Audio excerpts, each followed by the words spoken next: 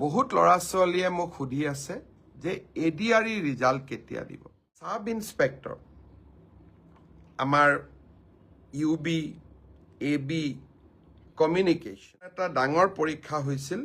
সেইটো হ'ল constable UB, constable AB, constable communication আৰু sub officer fire and emergency service. মই য'তেই মিটিঙত যাওঁ আমাৰ ডেকা ল'ৰাবিলাকে মোক এইটোৱে সোধে, মামা ৰিজাল্ট কেতিয়া দিব, ৰিজাল্ট কেতিয়া দিব।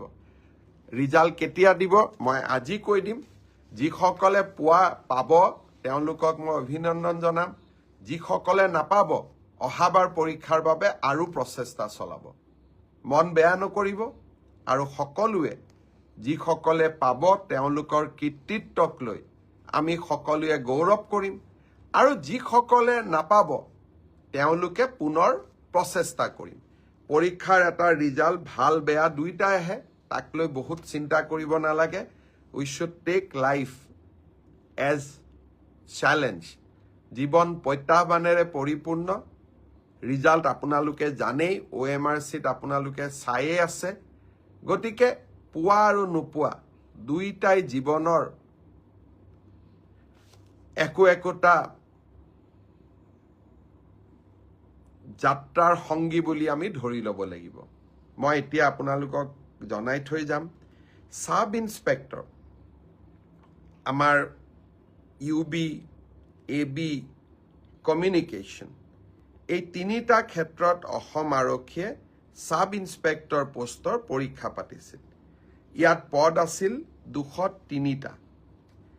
ইয়াৰে ইতিমধ্যে লিখিত পৰীক্ষা হৈ গ'ল আৰু এই লিখিত পৰীক্ষাত যিসকলে উত্তীৰ্ণ হ'ল, যিসকলে কাট অফ নম্বৰ পাবলৈ সক্ষম হ'ল, তেওঁলোকৰ তালিকা 6 মাৰ্চ তাৰিখে আৰক্ষী বিভাগে প্ৰকাশ কৰিব।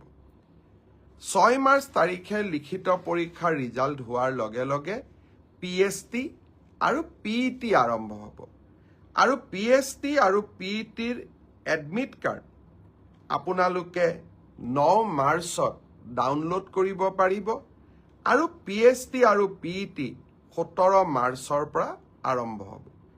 এয়া হ'ল অসম পুলিচৰ সাব ইন্সপেক্টৰ ইউবি এবি আৰু কমিউনিকেশ্যন ইয়াৰ বাবে যি পৰীক্ষা হৈছিল। ইয়াৰ পিছত আমাৰ এটা ডাঙৰ পৰীক্ষা হৈছিল কনষ্টেবল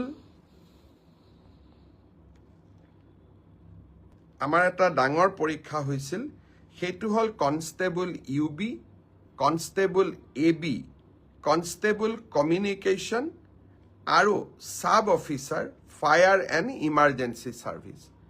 কনষ্টেবলৰ ইউবিত পোষ্ট আছিল 1760টা, কনষ্টেবল এবিত পোষ্ট আছিল 2301টা, কনষ্টেবল কমিউনিকেশ্যনত পোষ্ট আছিল 466টা আৰু সাব অফিচাৰ ফায়াৰ ছাৰ্ভিচত পোষ্ট আছিল মাত্ৰ 1টা। এই গোটেই পৰীক্ষাটোৰ ইতিমধ্যে PST আৰু PET কমপ্লিট হ'ল। এই পৰীক্ষাটোৰ যিসকলে PST PETত কোন পাছ কৰিলে ইয়াৰে ৰিজাল্ট অসম আৰক্ষীয়ে 12 মাৰ্চ তাৰিখে ঘোষণা কৰিব। অৰ্থাৎ কনষ্টেবল ইউবি এবিৰ পৰীক্ষাৰ প্ৰথম ৰিজাল্ট 12 মাৰ্চ তাৰিখে প্ৰকাশিত হ'ব। ইয়াৰ পিছত আপোনালোকে নিজেও জানে যে এটা লিখিত পৰীক্ষাত আমি অৱতীৰ্ণ হ'ব লাগিব আৰু এই লিখিত পৰীক্ষাটিৰ বাবে যিসকলে কাট অফ মাৰ্ক পাবলৈ সক্ষম হ'ব তেওঁলোকে এডমিট কাৰ্ড 17 মাৰ্চৰ পৰা ডাউনলোড কৰিব পাৰিব আৰু ফাইনেলি এবি ইউবিৰ ৰিটেন টেষ্ট 23 মাৰ্চত অনুষ্ঠিত হ'ব। ইয়াৰ পিছত অসম আৰক্ষীত ড্ৰাইভাৰৰ 667টা পোষ্টৰ বাবে PST আৰু PET অনুষ্ঠিত হৈছিল। এই ড্ৰাইভাৰৰো PST PETৰ পৰীক্ষাৰ ৰিজাল্ট অহা পৰহি দিনাখন অৰ্থাৎ 4 মাৰ্চ তাৰিখে অসম আৰক্ষীয়ে ঘোষণা কৰিব। ইয়াৰ পিছত স্বাভাৱিকভাৱে ড্ৰাইভিং টেষ্ট হ'ব আৰু ড্ৰাইভিং টেষ্টৰ পৰীক্ষাৰ বাবে এডমিট কাৰ্ডো 4 তাৰিখৰ পৰা লাভ কৰিব পাৰিব আৰু ৰিটেন টেষ্ট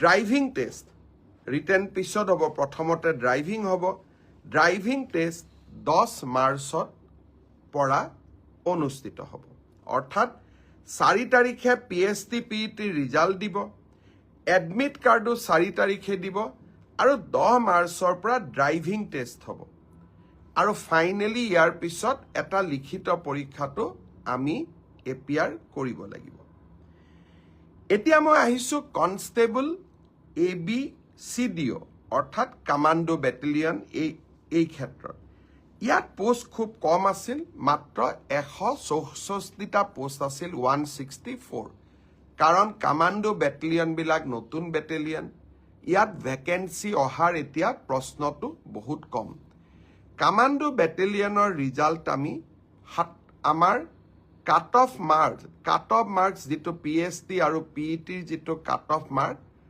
তাক আমি 27 মাৰ্চ তাৰিখে ঘোষণা কৰিম অৰ্থাৎ কমাণ্ডো বেটেলিয়নৰ 164 পদৰ বিপৰীতে আমাৰ যি ৰিজাল্ট হ'ব কাট অফ মাৰ্কছ এনাউন্স হ'ব 27 মাৰ্চ তাৰ পিছত এডমিট কাৰ্ড আহিব 1 এপ্ৰিল তাৰিখে আৰু সাইকোমেট্ৰিক টেষ্ট 8 এপ্ৰিলৰ পৰা অনুষ্ঠিত হ'ব আমাৰ গ্ৰেড 4 অসম আৰক্ষীত 258টা পোষ্টৰ বাবে অনুষ্ঠিত হৈছিল গ্ৰেড 4 পৰীক্ষাৰ PST PET হৈ গ'ল আৰু কেইটামান হ'ব বাকি আছে 15 মাৰ্চলৈকে চলিব সেই ইয়াৰ PST PET ৰিজাল্ট আমি দিওঁতে কিছু পলম হ'ব 30 এপ্ৰিল পাবগৈ এয়া হ'ল অসম আৰক্ষীৰ সম্পৰ্কত আপোনালোকে জানিব বিচৰা তথ্য বহুত ল'ৰা ছোৱালীয়ে মোক সুধি আছে যে ADRE ৰিজাল্ট কেতিয়া দিব ADRE ৰিজাল্ট 7 মাৰ্চ শুক্ৰবাৰে আমাৰ গ্ৰেড 3 আৰু গ্ৰেড 4ৰ যি আমাৰ ৰিক্ৰুটমেণ্ট কমিশ্যন আছে তেওঁলোকে ঘোষণা কৰিব যিমান কেইটা পদ আছে তাৰ বিপৰীতে দুজনকৈ ল'ৰা ছোৱালীক এই পৰীক্ষাত উত্তীৰ্ণ হ'ব আৰু তেওঁলোকৰ মাজত পৰৱৰ্তী সময়ত ৰিটেন টেষ্ট অৰেল অনুষ্ঠিত হ'ব অৰ্থাৎ লিখিত পৰীক্ষাৰ ৰিজাল্ট গ্ৰেড 3 আৰু গ্ৰেড 4 আমি 7 মাৰ্চ তাৰিখে ঘোষণা কৰিম এটা পোষ্টৰ বিপৰীতে দুজনকৈ ল'ৰা ছোৱালীয়ে এই লিখিত পৰীক্ষাত উত্তীৰ্ণ হ'ব শেষৰ নম্বৰটোত যদি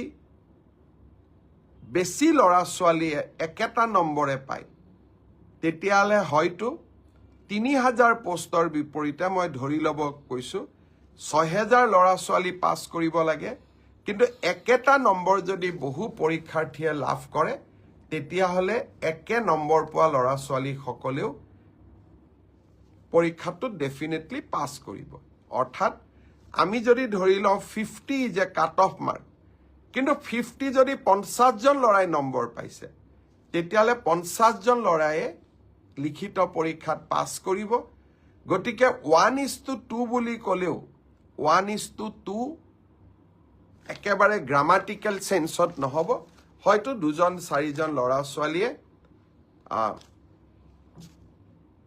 বেছিকৈ পাছ কৰিব